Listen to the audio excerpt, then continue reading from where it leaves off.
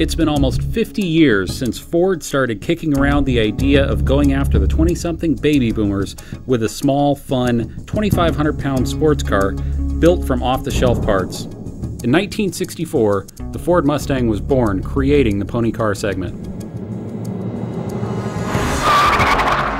Within 2 years, Chevy had their own pony car in the fight with the heavier, more powerful Camaro.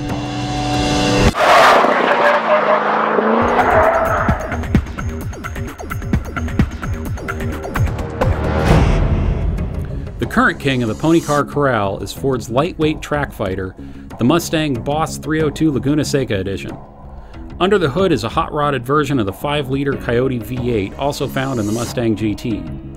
With a new intake manifold, forged pistons, and high-lift cams, the high-revving naturally aspirated engine puts out 444 horsepower and sounds like a 1970s car chase all the way up to its 7,500 RPM redline. The engine, however, is not the real draw of the Laguna Seca.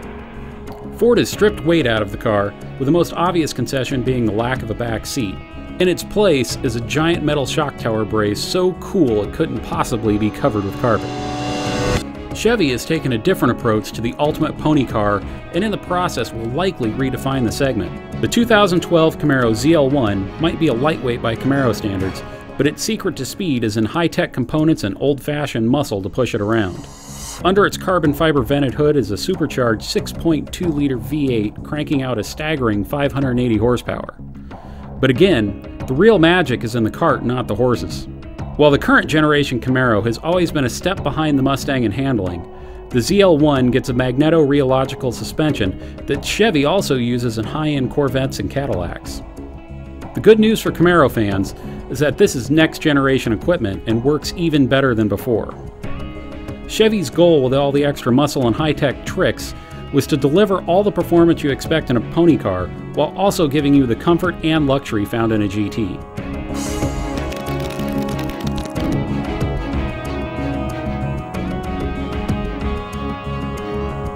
To find out if old school can beat the new cool, we headed out to Indy Motorsports Ranch in Arizona for track time around their road course to see which pony is best at Express. Our professional hot shoe and expert horsepower wrangler Randy Popes will set lap times and give feedback on each car. Place your bets, it's time to run them.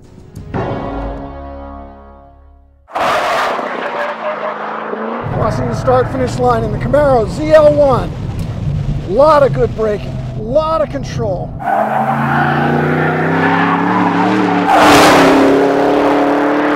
Well balanced in a long sweeper, I can put it right where I want it. Was I driving with one hand? And the brakes are working. Into the sweeper. It's putting the power down. A little bit of power oversteer, not bad. I can stay in the power over the jump. Late brake.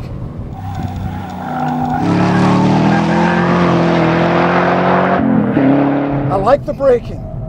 Very powerful, lots of control. Low grip hairpin left. Yeah, it's putting the power down, not quite as well as the Mustang, but on the other hand, it has a lot more power, right? Another tight hairpin, there's some understeer, we got some wheel in it. Torque it out of there.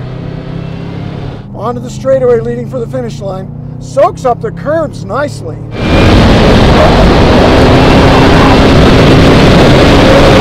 90, 100, 110. Finish line. A lot of confidence.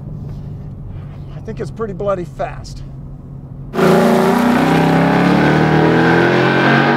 Start finish line in the Mustang Boss Laguna Seca.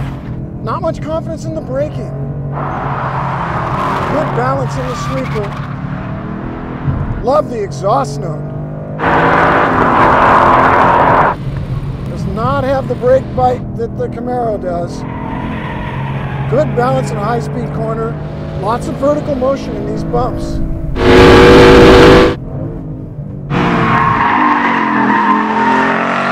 Little understeer into the hairpin. Puts power down well coming off a corner. Not enough brake bite. Get the thing to stop. Cornering balance is excellent. Really like it. Dances around more than the Camaro. Now to the hairpin. There's that understeer, but we saw that in the Camaro too. Last corner. Little entry understeer. Good traction on exit. Doesn't like the curbs too much. She jumps around in those bumps. Wow! Across the finish line. We're home. The Mustang was my favorite American muscle car until today. It is amazing what has been accomplished with a live axle rear end. But in the end, I am going to choose the Camaro because it's just more sophisticated than the Mustang. It's faster, more powerful, and the brakes are a much better package. Randy's driving evaluation of the two cars is backed up by lap data collected over 2 days of driving. The Camaro is constantly pulling away in braking zones and even mid-corner. There are only 2 spots on the track where the Mustang can pull any time back on the Camaro. One is the slowest corner on the track, where the lighter weight Mustang is able to deal with the inherent understeer slightly better. The other area is a sweeping right corner with a crest right at the apex. All the extra momentum in the heavier Camaro wants to carry it right to the outside of the track, and the Mustang just seems to tuck in a little more. In the end, the Camaro comes out on top, 2.54 seconds a lap faster than the Mustang. Before anyone says how unfair the competition is because we're pitting a naturally aspirated Mustang against a supercharged Camaro, the Camaro only gained 0.4 of a second on the straight. Even without the horsepower disparity, the Mustang will be roughly 2 seconds back every lap. The Camaro clearly came out on top of this fight. Although the Boss 302 is arguably the best Mustang ever built, it just feels and performs like it's a generation behind. Before the ZL1 came along, the Boss 302 defined the pony car class. Supercharged or not, it was the benchmark. It's lightweight, powerful, driver-focused, and fun to drive. But it is simply outclassed in this competition. The Camaro ZL1 is now the benchmark for a new generation of pony car. Supercar levels of performance with the daily driving comfort of a GT wrapped in a nostalgic package. But this isn't over. To ruffle Chevy's feathers during the Camaro's coming out party, Ford announced the updated 650 horsepower GT500 at the 2011 Los Angeles Auto Show. When we finally get our hands on the 2013 GT500 and the Camaro ZL1 at the same time, we will find out who is the new king of the corral.